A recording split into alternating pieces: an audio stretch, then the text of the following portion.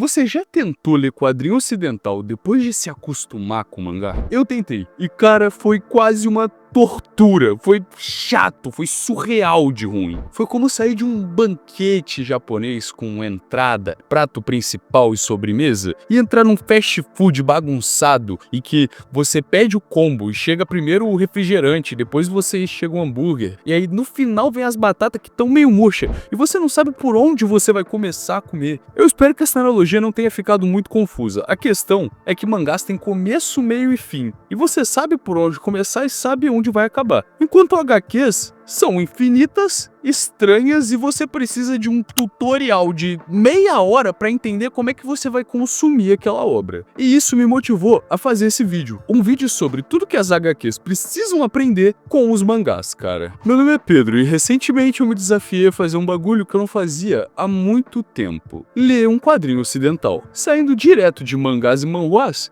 e indo para DC Comics. Mais especificamente, eu fui ler o Universo Absoluto, que tá contando com umas novas histórias do Superman, do Batman e acho que da Mulher Maravilha. Mais uma tentativa dessa editora de resetar os heróis e poder fazer mais histórias bagunçadas com eles. A minha lógica para escolher esse universo para ler era muito simples. É um universo novo, então vai ser mais fácil de acompanhar. Eu não vou ter que ler Detective Comics para entender a história. Juntamente com a ideia de que, se era uma coisa que estava começando agora, o Power Scaling não ia ficar tão estranho nem ia me incomodar. E eu tava errado, cara, eu tava bem errado. Eu encontrei coisas que me incomodaram muito. E pensando um pouquinho mais em histórias em quadrinhos no geral, eu percebi que não é um problema do universo absoluto. É um problema estrutural dos quadrinhos. E é sobre isso que a gente vai falar hoje. Mas antes, já se inscreve no canal, deixa seu like e vem fazer parte do nosso dojo clandestino. Se você gosta do meu conteúdo e quer ver muito mais enquanto ainda me apoia,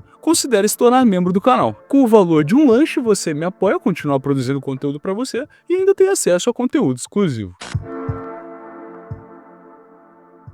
Cara, provavelmente a maior diferença entre quadrinhos e mangás, além, claro, de mangá você ler ao contrário, é que mangás têm fim, quadrinhos tem loop e reboot. Nos mangás, independente de qual, pode ser o mais longo de todos, como One Piece, ou Naruto, que se recusou a acabar e criou Boruto, existe uma linha reta, tem um objetivo, um fim ali. Por mais que às vezes ao longo, enquanto o autor tá escrevendo a história, ele vai mudando algumas coisas, o objetivo principal da série tá traçado desde o começo. Já nos quadrinhos, a gente não tem muito isso. A gente vai ter um ciclo infinito, onde o Batman é sempre o Batman, o Superman é sempre o Superman. Nenhum dos dois nunca vai morrer. E se morrer, é um universo alternativo. Ou simplesmente vão rebootar a história para que tenha uma nova história onde eles estão vivos. E isso já é uma coisa que tira um peso muito grande das coisas. Tudo aqui pode ser rebootado, refeito ou ser chamado de universo alternativo. Essa eternidade acaba matando a urgência das coisas. Não existe consequência real para nada, cara. Me lembra até um pouco a questão de Rick and Morty, quando eles acabam de destruir uma realidade, eles simplesmente pulam para outra muito parecida, porque não importa, não tem reais consequências, aquilo não é importante de fato. E depois que você reconhece esse loop uma vez, nada importa, nada faz sentido, e aí tudo perde o peso. Enquanto, cara, nos mangás, mesmo que um mangá que seja muito criticado por não matar personagem como One Piece, você teve uma morte que aconteceu mais pro começo da obra e ela é sentida. Você sente ela e você sabe que aquele personagem não vai voltar. O Ace morreu e não rebutaram a obra para agora um universo onde o Ace está vivo. Não tem uma versão alternativa de One Piece onde o protagonista é o Ace e ele não morreu naquela situação. Fora que, por mais que One Piece seja gigantesco, você sente as coisas que aconteceram ao longo da obra, como elas mudaram os personagens e, por exemplo, agora você sente que você está se aproximando de um final. Você sente que a conclusão vai ser entregue para você. Coisa que os quadrinhos não têm, porque eles não têm conclusão.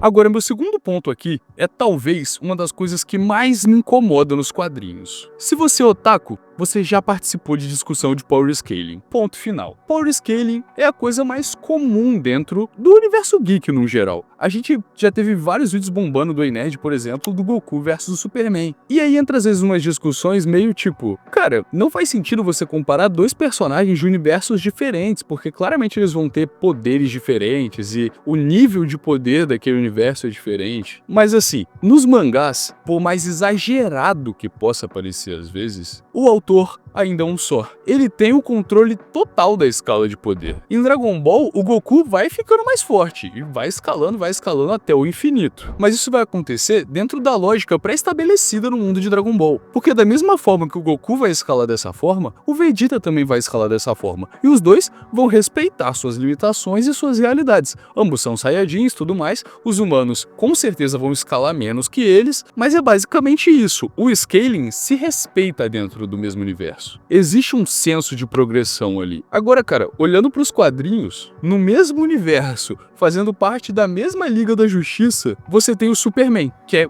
um deus, um alienígena com os poderes de um deus, intergaláctico, bizarro, maníaco. E do outro lado você tem o Batman, que é rico e treinou Kung Fu. E nesse novo universo absoluto, nem rico ele é um engenheiro civil, pai de pet. E esses dois personagens vão enfrentar os mesmos conflitos, os mesmos vilões, e eles vão brigar em pé de igualdade. Você consegue entender o nível de desconexão da parada? O Batman é um personagem mais realista, ele é trazido mais pro urbano, sabe? Ele funciona em Gotham muito bem, enquanto o Superman é uma entidade divina, cara. Ele tem super velocidade, socos nucleares, visão de calor. Como que esses dois caras compartilham o mesmo campo de batalha e ainda conseguem lutar um contra o outro em pé de igualdade, cara? E isso ainda criou a falácia mais chata de toda a discussão de power scaling, que é o Batman com preparo vence qualquer coisa. Óbvio que o Batman com preparo vence qualquer coisa, porque o roteiro precisa desse artifício pro Batman fazer sentido no universo em que ele tá inserido. E isso tudo ainda acontece pelo mesmo motivo.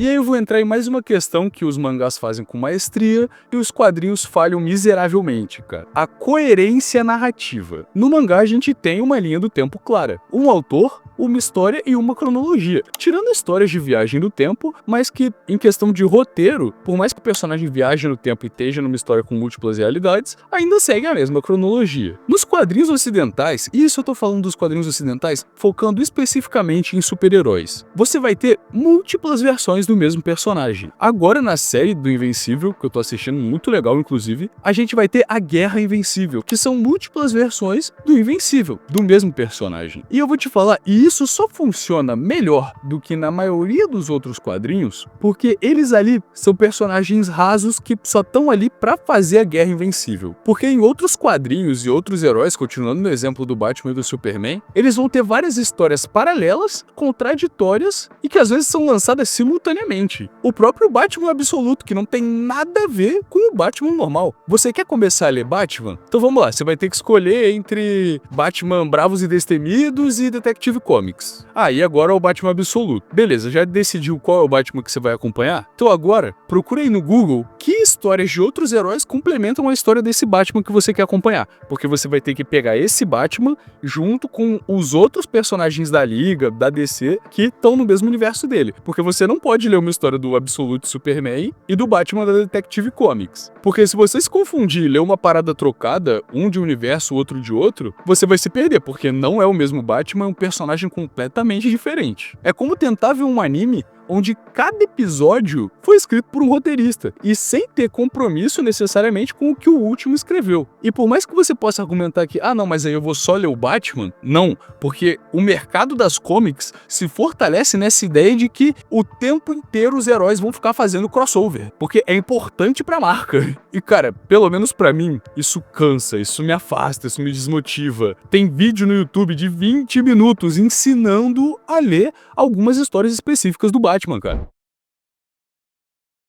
Agora, só voltando um pouco ao exemplo que me fez querer fazer esse vídeo, o universo absoluto da DC. A proposta era reimaginar os heróis de um jeito mais pé no chão. Eles vão ter uma origem nova, novas motivações, você tem que realmente esquecer o que você já viu dos personagens até então, porque esse universo é muito diferente. A ideia dele era ser diferente mesmo. O Batman agora é um trabalhador classe média. Ele não conhece o Alfred como mordomo dele, o Alfred na realidade é um agente especial. A mãe dele aqui tá viva e é uma mulher que luta pelos direitos da comunidade, tá ligado? Ele tem um background um pouco mais pé no chão, não é aquele moleque rico que criou conquistou ideais da cabeça dele e se tornou um herói. E isso é bem legal, bem pé no chão. E aí chega no Superman. O Superman absoluto, que é mais brutal do que o Superman que a gente tá acostumado, o que pode tornar ele um pouco mais realista, porque um ser com poder infinito não tem como ser só infinitamente bom como o Clark era. Então é que ele é mais explosivo, ele é mais forte e ele é mais divino que o outro Superman. Cada passo dele faz o mundo vibrar. O cara continua sendo um deus, por mais pé no chão que eles tentassem colocar ele aqui. E esse personagem, esse deus, existe no mesmo universo em que o Batman é um engenheiro civil. E assim,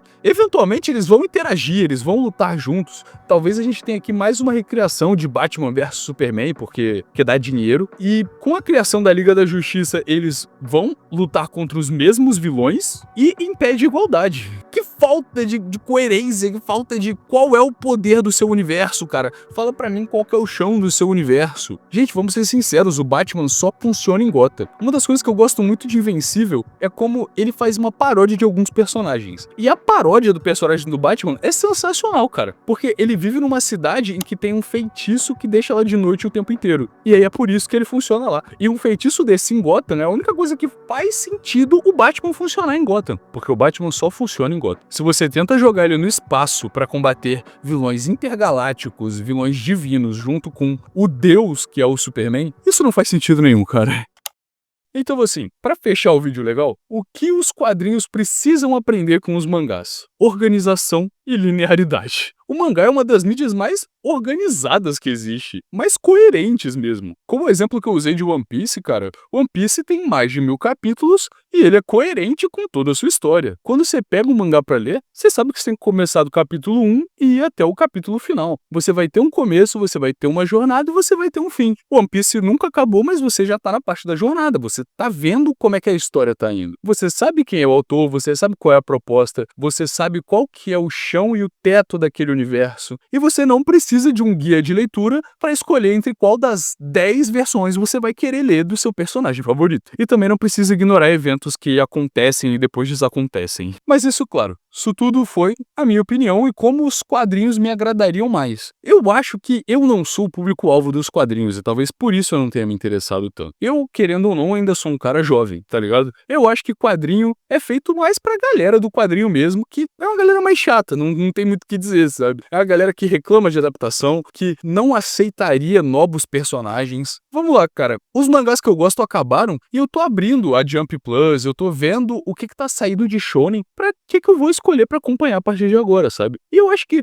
fã de quadrinho não tem essa paciência. Fã de quadrinho vai querer ler sempre o Batman, vai querer ler sempre o Homem-Aranha, vai querer ler sempre o Super-Homem. E aí, pra isso não ficar chato, eles precisam dessa parada de você ficar escalando infinitamente seus personagens. Pra mim não funciona, porque eu leio a mídia superior, que são os mangás. Se você curte o conteúdo do canal e quer ver ainda mais, considere se tornar membro do canal. Sendo membro, você ganha vídeos extras toda semana e participa de lives exclusivas, além de ter acesso a um chat especial para nossa comunidade de membros e a possibilidade de escolher a temática dos próximos vídeos do canal. Sem contar que você pode usar esses belíssimos emojis de panda que meu parceiro Marcel fez pra gente, que com certeza vão te destacar dentro dos comentários aqui do canal. E o mais importante, você me ajuda a continuar trazendo esse tipo de conteúdo pra você. Se você não quiser se tornar membro ou não puder, tudo bem, só deixa o seu like e se inscreve no canal que você continua me ajudando a trazer mais vídeos pra vocês. Se inscreve aí, na moral.